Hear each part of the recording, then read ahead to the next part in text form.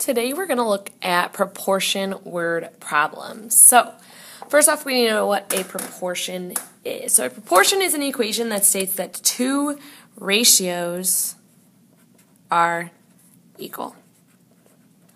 So for example, if I'm using numbers, I could say that the ratio of 4 to 2 is equal to the ratio of 8 to 4. And if you think about it, right, 4 divided by 2 is 2, 8 divided by 4 is 2, they equal the same amount. If we're talking about it with variables, so we're saying in any sense how it would work, if we have A over B, so the ratio of A to B, and we set it equal to the ratio of C over D.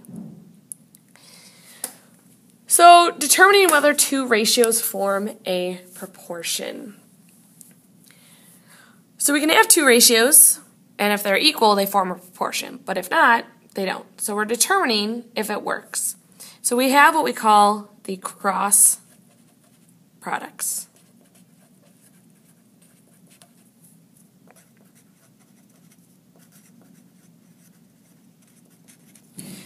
So if we're looking at this ratio right here, you might be able to look at this right away and tell me that they're equal, right? You could look at 24/30ths and tell me that that simplifies to 4/5. Or you can look at it and say, okay, 4 times 6 gives me 24, and 5 times 6 gives me 30. But not every proportion is going to be nice and easy to work with. You might have some that have decimals or fractional amounts that won't work out as nicely as just multiplying by a whole number. So if we look at these cross products, the cross products of any proportion are equal.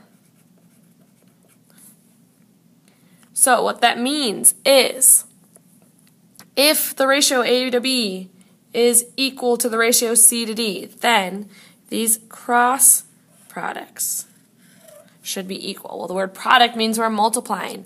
So A times D should equal C times B, or B times C, doesn't matter. So let's look at it for this one.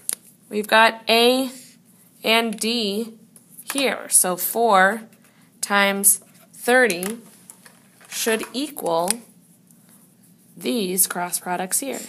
5 times 24. Well, 4 times 30 is 120. 5 times 24 is also 120. So those cross products are equal, which means that this does form a proportion. These are proportional. Let's now use it to solve proportions.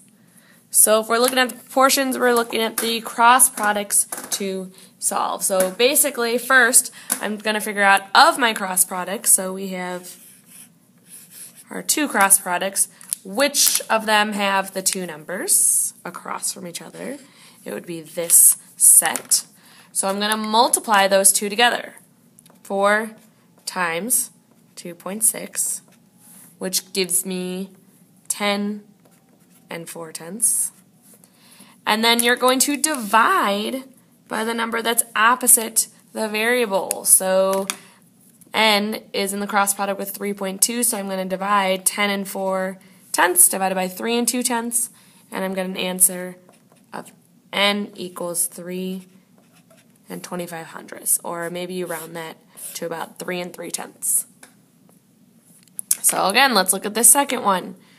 We've got two sets of cross products. We are first looking for the two numbers that are in the cross product, so not the one with the variable. So we've got our two numbers here, 12 times 3, which gives us 36. And then we divide by the number that's opposite to the variable, that's in the same cross product as the variable. So divide by 8, and we get 4 and 5/10, 4.5. So y equals 4.5.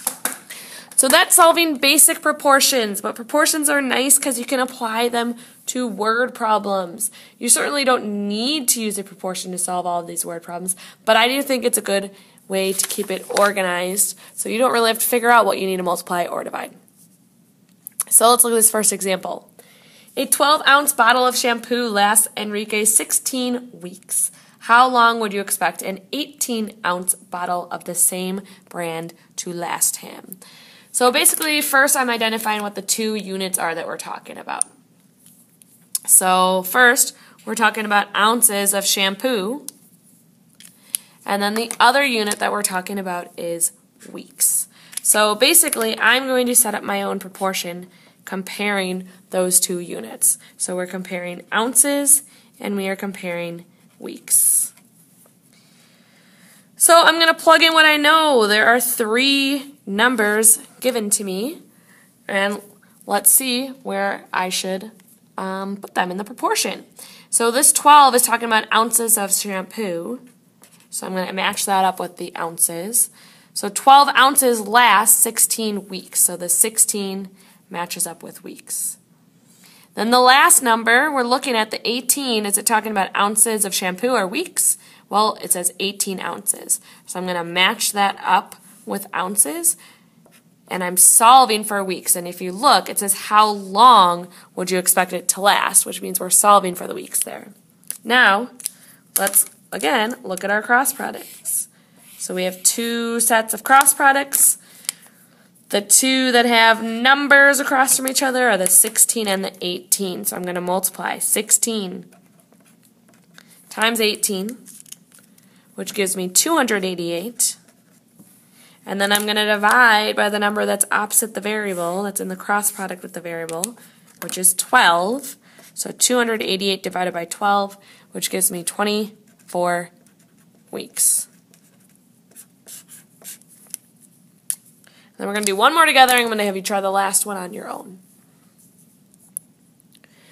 So about 13 out of 20 homes have a personal computer.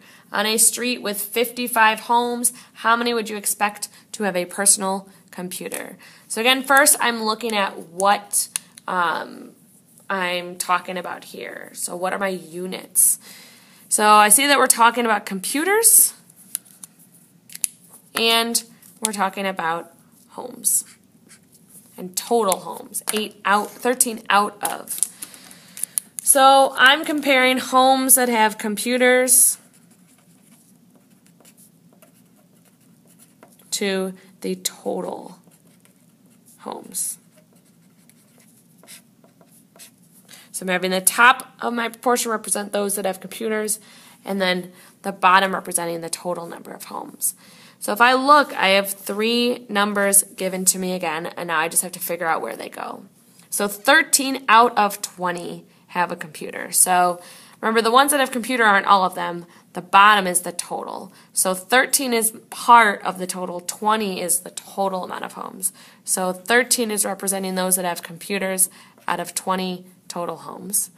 And then the 55, is that talking about computers or homes? Well, it says on a street with 55 homes, so that's talking about our total homes.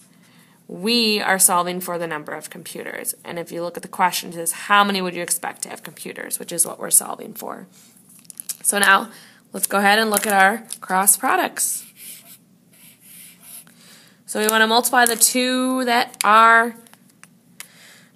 numbers that are diagonal from each other, which in this case is this diagonal. So we have 13 and 55,